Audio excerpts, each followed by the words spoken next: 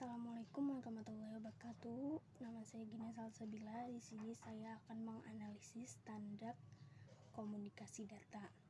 Langsung saja dimulai. Yang pertama ada informasi tentang Badan Standarisasi Dunia. Tujuan dari penggunaan standarisasi aturan dalam media komunikasi atau yang dikenal sebagai protokol. Adapun tujuan dari penggunaan standarisasi aturan dalam media komunikasi atau yang dikenal sebagai protokol ini adalah untuk melakukan deteksi pada koneksi media komunikasi data. Hal-hal apa saja yang akan dilakukan untuk menanggulangi kerusakan pada perangkat atau pesan yang dikirim maupun diterima. Bagaimana cara mengoperasikan peralatan dalam komunikasi data adalah data dan lain sebagainya. Yang selanjutnya ada informasi umum dan standarisasi yang mereka keluarkan dari beberapa organisasi standarisasi di bawah ini antara lain. Yang pertama ITU atau International Telecommunication Union. International Telecommunication Union dalam bahasa Perancis Union Internationale des Télécommunications, dalam bahasa Spanyol Union Internacional de Telecomunicación, yaitu sebuah organisasi internasional yang didirikan untuk membakukan dan meregulasi radio internasional dan telekomunikasi. ITU didirikan sebagai International Telegraph Union di Paris pada tanggal 17 Mei 1865. Yang kedua ada IEC atau International Electronical Commission. Adalah suatu oknum standarisasi internasional nirlaba yang menyiapkan dan mempublikasikan standar internasional untuk semua elektrik, elektronika, dan teknologi lain yang terkait yang secara kolektif dikenal dengan elektroteknologi. Yang ketiga ada ISO atau International Organization for Standardization atau disingkat ISO adalah badan penetap standar internasional yang terdiri dari wakil-wakil dan badan standarisasi nasional. Yang selanjutnya ada IEEE, Institute of Electrical and Electronic Engineers. IEEE adalah organisasi internasional yang beranggotakan para insinyur dengan tujuan untuk pengembangan teknologi untuk meningkatkan harkat kemanusiaan.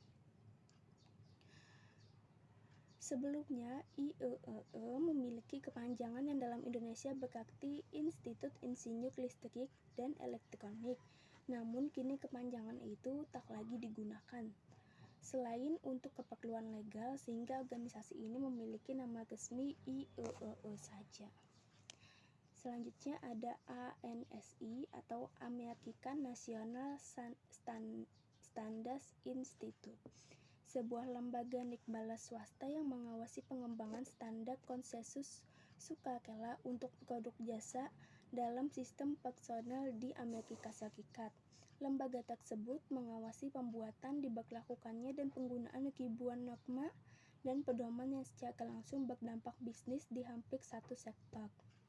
Yang selanjutnya ada ATS atau Agnet Trade Association, mendesain standar High Speed Local Area Network yang disesuaikan untuk aplikasi kontrol real time antara industri dan komersial marketplace. Agnet juga sukses dipakai dalam mentransmisikan dan menerima paket data antara dua network node.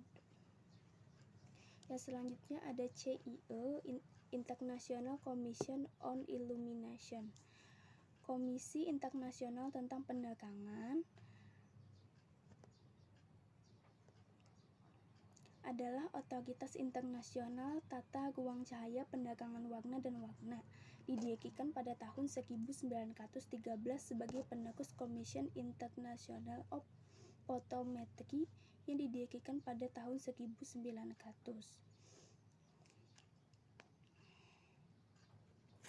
Yang selanjutnya ada DISA, Data Interchange Standard Association.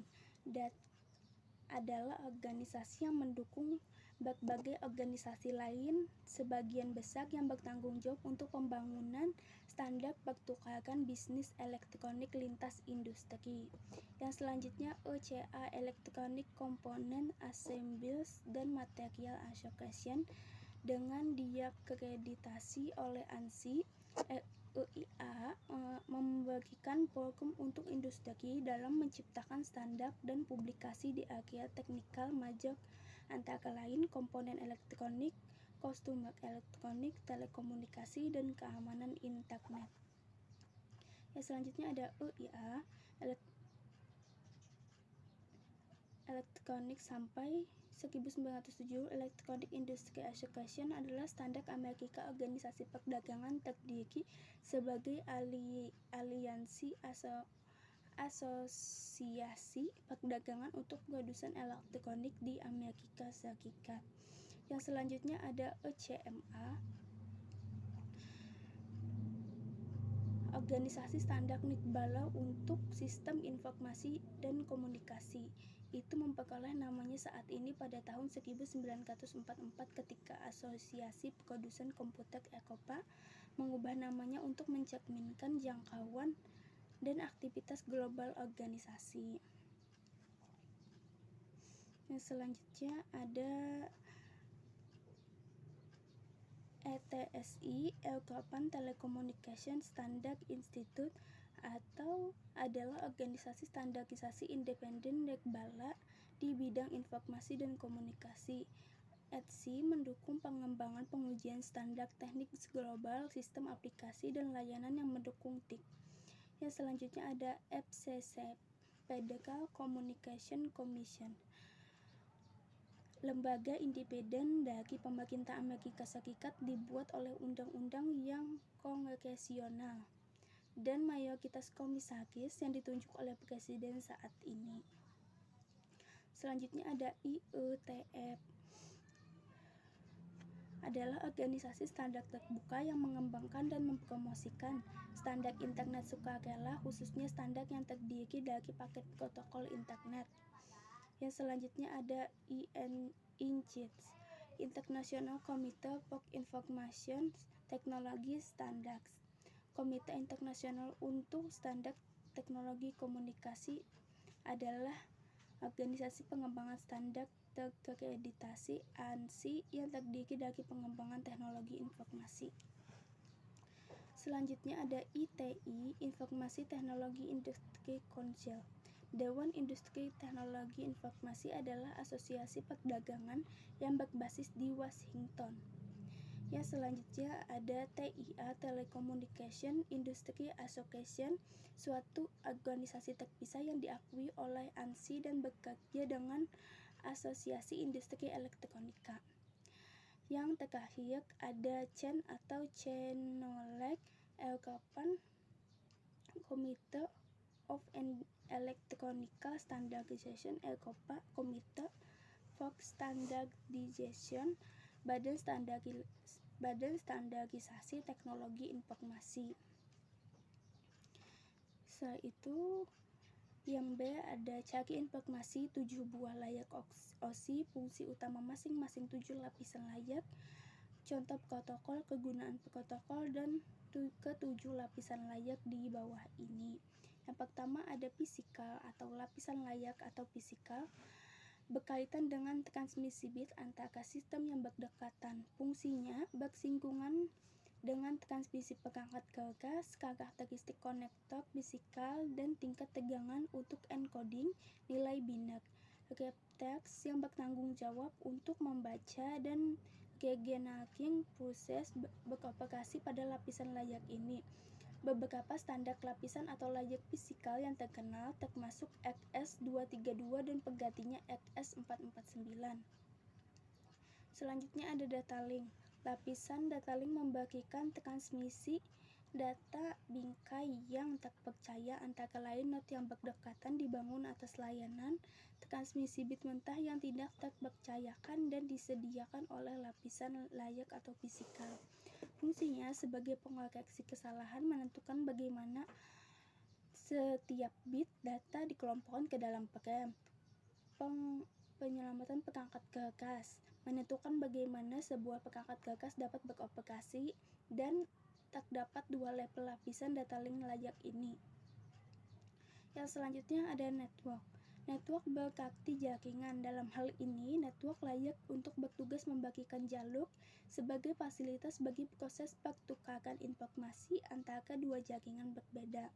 Network layak tidak diperlukan pada komunikasi perangkat di jaringan yang sama.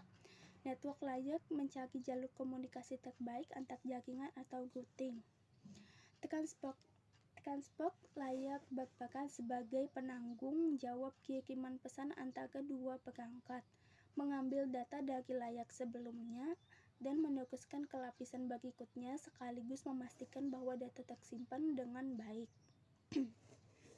Lapisan ini juga bertanggung jawab mengendalikan alur komunikasi antara dua perangkat dengan kecepatan internetnya berbeda agar saling mengoptimalkan. Yang selanjutnya ada session layak. Layak OSI ini mempunyai tugas untuk menentukan bagaimana dua terminal menjaga, memelihara, dan mengatur koneksi. Selain itu, layak ini berfungsi untuk membentuk, dan memutuskan session komunikasi antara entitas presentation layak. Yang selanjutnya ada presentasi. Presentation layak bertanggung jawab untuk mempersiapkan data agar bisa digunakan dengan program tertentu, atau dengan kata lain mempresentasikan data agar program tersebut dapat menyerap, mengakses, dan menggunakannya. Presentation layak berperan sebagai penerjemah bahasa komunikasi yang berbeda antara kedua perangkat komputer, melakukan enskripsi data dan perangkat sumber lalu mendekripsi dengan perangkat penerima. Yang terakhir ada application. Tahapan ini berhubungan langsung dengan pengguna. Application layak merupakan produser penyambungan komunikasi dari perangkat. Artinya application layak adalah penghubung antara perangkat dan sistem komunikasi. Contohnya, saat mengirim surat, program email seperti Gmail akan memulai komunikasi dan dengan jaringan sebelum pesan bisa dikirim. Disinilah application layak berlangsung melibatkan protokol HTTP, SMTP, PTP, dan Telnet. Sekian video dari saya. Terima kasih. Wassalamualaikum warahmatullahi wabarakatuh.